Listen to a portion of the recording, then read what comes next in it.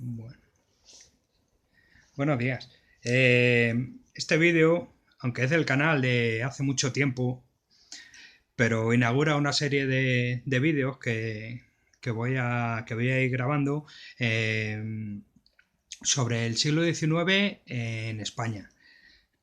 Entonces, para ello, el primer vídeo que inaugura esta serie de hace poco tiempo, siglo XIX, hace 4 días en términos históricos, en ella voy a hablar del reinado de Fernando VII, pero sobre todo voy a hablar de los antecedentes, del fin del antiguo régimen, que perdurarían en muchos aspectos durante muchos decenios posteriores y bueno, y más allá incluso, y tiene una serie de rasgos generales, el antiguo régimen de finales del siglo XVIII, que es donde empieza el principio del fin del antiguo régimen, ¿vale? Y de la instauración lenta, a veces regresiva, a veces progresiva, como iremos viendo, del asentamiento de un país liberal, de un Estado liberal y de una sociedad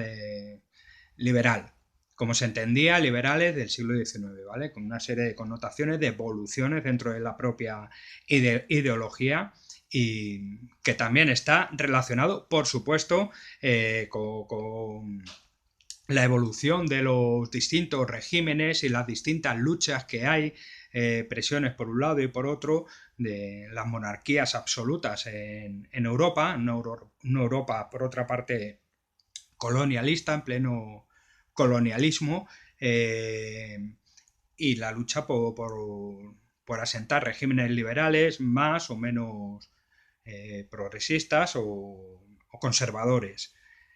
Otras soluciones, como la República, también pugna por los sistemas republicanos, por asentarse en Europa. En ese contexto internacional es donde se enmarca en la España del siglo XVIII, ¿vale? Eh, Caracterizada principalmente como por ser una sociedad con rasgos del antiguo régimen, con una demografía de tipo antiguo, con una alta natalidad y una alta mortalidad, ¿vale? Un crecimiento nulo o casi nulo de la población. Una vulnerabilidad demográfica muy ligada a las crisis externas, guerras, epidemias, malas cosechas. En cuanto a la sociedad, era una sociedad estamental, eh, que hunde sus raíces en el régimen jurídico medieval, con los tres estamentos claramente definidos, separados entre ellos, y, y sin posibilidades de movilidad social entre unos estamentos y otros, una clase en definitiva dominante y una amplia, que es el tercer estado, una amplia masa de población, inmensa mayoría de la gente, que sustentaba con su trabajo el Estado, con sus impuestos y con unas condiciones de vida míseras en general, ¿vale? Luego hay diferencias también dentro del tercer estado, están los artesanos, los incipientes burgueses, comerciantes, que también pertenecen al antiguo régimen, a ese tercer estado, que no son nobles, ni son clérigos de las altas esferas, ni son militares, ¿vale? La monarquía absoluta del antiguo régimen, según el marco jurídico medieval, pues procede del derecho divino, ¿vale? Está directamente alguien es rey porque así lo ha querido Dios, ¿vale? Para entenderlo. La economía, en general, es una economía eminentemente agrícola, con una escasa industria. En España el proceso de industrialización fue también más tardío, ¿vale? Que en el resto de Europa, y con un comercio lastrado por una serie de leyes, de aduanas, impuestos, estancos, monopolios, una infraestructura subdesarrollada que lastra la posibilidad de desarrollo económico a través del comercio. A finales del siglo XVIII, la población de España era de unos 3 millones de habitantes, con una alta mortalidad, como hemos visto, una alta nupcialidad y una alta natalidad. Perdón, de 10,5 millones de habitantes a finales del siglo XVIII. Había crecido durante el siglo XVIII, que hubo unas épocas de desarrollo científico, desarrollo industrial, las primeras industrias y de cierta mejora de las condiciones. Hubo un aumento de unos 3 millones de habitantes durante el siglo XVIII, ¿vale? Llegando a finales del siglo XVIII a 10,5 millones de habitantes. Hay diferencias entre unas zonas y otras de España. En el norte inicia el siglo XVIII con un fuerte crecimiento económico y con una mejoría de las condiciones para luego a finales del siglo XVIII decaer. Y en el sur existe un aumento más lento, pero regular, digamos, más un incremento de la población más regular. Despacito, no así, sino así, despacito, pero regular. Vaya, eso en el sur, sobre todo en las zonas de la costa. En cuanto al peso de la población urbana, el 10% se concentraban en las ciudades de Madrid y Barcelona, que tenían más de 100.000 habitantes. El 67% de la población eran agricultores, el 12% pertenecían a esa clase que empezaba a ser burguesa, muy ligada al desarrollo del liberalismo, industriales y demás. Y el 22% se dedicaba a los servicios, una clase funcionarial y demás. Dentro de ese 12% de la industria está la mayoría de la gente que empezaba a trabajar en la industria de las grandes ciudades. De ahí el desarrollo de Madrid y Barcelona, que concentraban una parte importante de la población.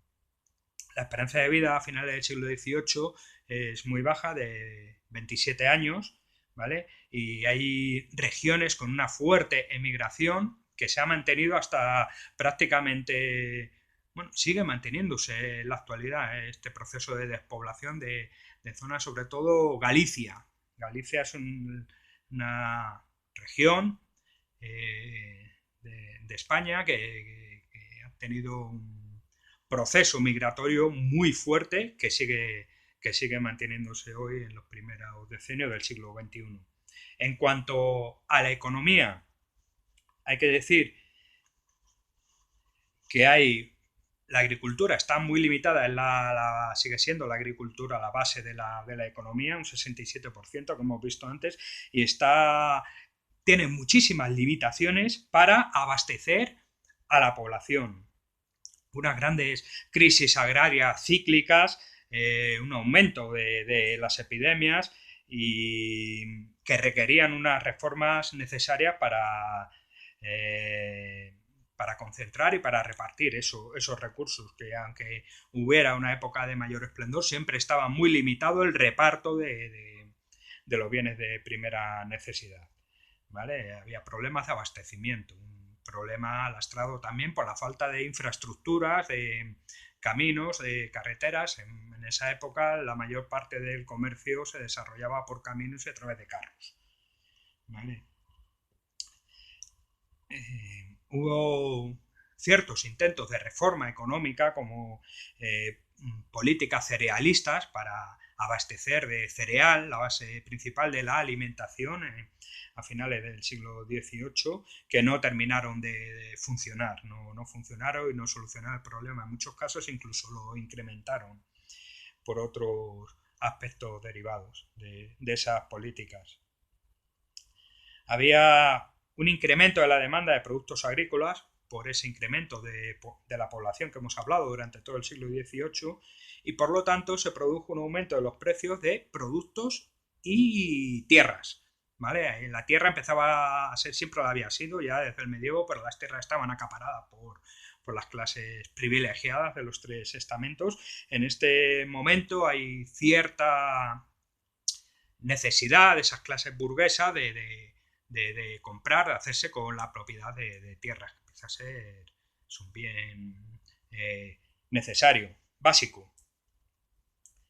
La tierra estaba todavía a finales del siglo XVIII concentrada en el clero y la nobleza, como hemos hablado, con sistemas de mayorazgos y manos muertas, sistemas que vienen del medievo. Se introducen algunos nuevos cultivos, como el maíz y las patatas, que son más productivos, que bueno, de alguna manera paliaban o por lo menos diversificaban el asunto del abastecimiento y demás.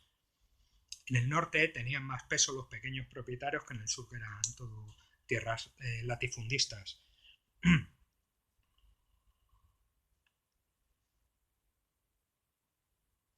En Cataluña existía un sistema de arrendamiento a largo plazo a estos pequeños propietarios, que es el sistema de censo enfiteutético.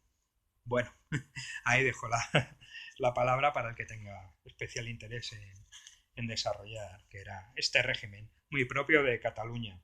En el siglo XVIII, las importaciones de cereales, las tensiones de tierras cultivables siguen sin tener unas mejoras tecnológicas necesarias para aumentar la productividad sin producir daños colaterales y también para el abastecimiento.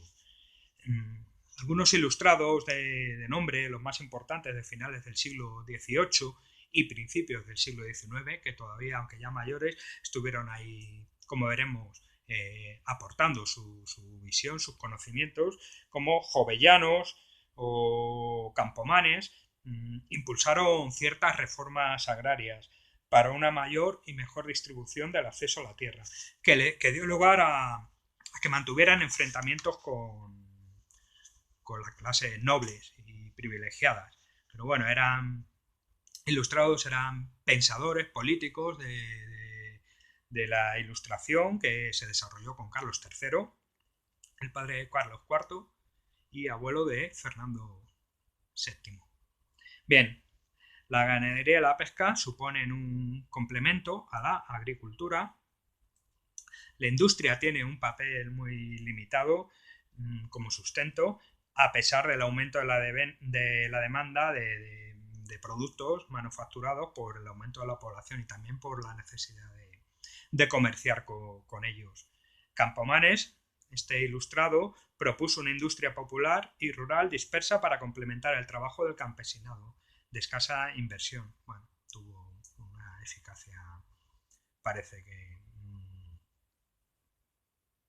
fue insignificante, vaya, esta propuesta, pero bueno, por lo menos no dejaban de hacer propuestas y de intentar cambiar esto.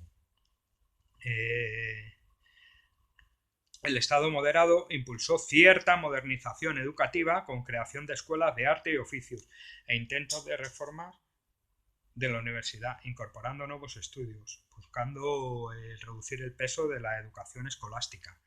¿Vale? Todavía se estudiaba con los métodos de Santo Tomás y demás.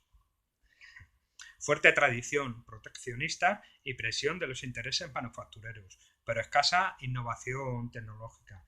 Industrias dispersas, de escaso peso, sin infraestructura distributiva, bajo un régimen gremial, y entre todas ellas destaca la siderurgia vasca, la sedera de Valencia, la tabacalera de Sevilla, una fábrica muy antigua, el mercurio, las minas de mercurio de Almadén, y también el desarrollo de tapices y productos de lujo que impulsó Carlos III, pero con una mala administración. ¿Vale? Cataluña tuvo una actividad industrial de más peso por el capital agrícola que se dedicaba a la exportación. Eso produjo un flujo monetario que dio lugar a una reflotación de industrias tradicionales y a la creación de otras nuevas. Y por ello, como ya veremos más adelante, que Cataluña fue uno de los focos principales del desarrollo de la organización obrera que emanaba de la Primera Internacional. Fue en Cataluña donde existían los mayores núcleos de trabajadores que se definían como anarquistas y socialistas, ¿vale? Y ahí empezaron las primeras organizaciones en Cataluña, precisamente, y también en Andalucía con los jornaleros.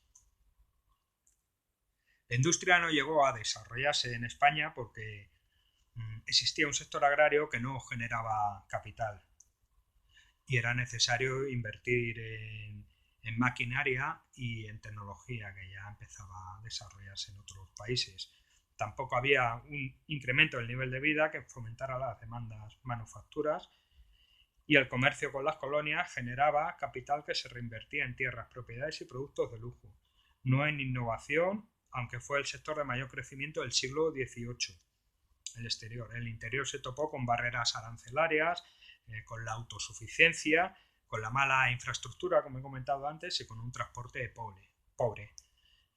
La sociedad del siglo XVIII es una sociedad estamental, aunque más compleja, con cierta clase burguesa que a su vez surgía dentro del tercer estado, que acaparó poder económico a través del comercio. El sur tenía un 50 o un 70% de jornaleros pobres, ¿vale? Rurales, y el norte tenía un 25% aproximadamente de la clase social más pobre. Una miseria rural en ambas zonas, tanto en el norte como en el sur, y con un sistema de arrendatarios muy desfavorable para estas clases pobres, que les imposibilitaba tanto invertir en mejorar su pequeña explotación como ni siquiera tener unas condiciones de vida dignas, ¿vale? La estructura social rural tosca, con una forma de dominio, con un campesinado sometido, sumiso y discriminado jurídicamente, además de pobre y analfabeto. Esta era la situación. La nobleza había perdido algo de peso y poder reducida en número, tenía un elevado nivel de vida, poseía tierras, posición social alta e influencia política, ¿vale?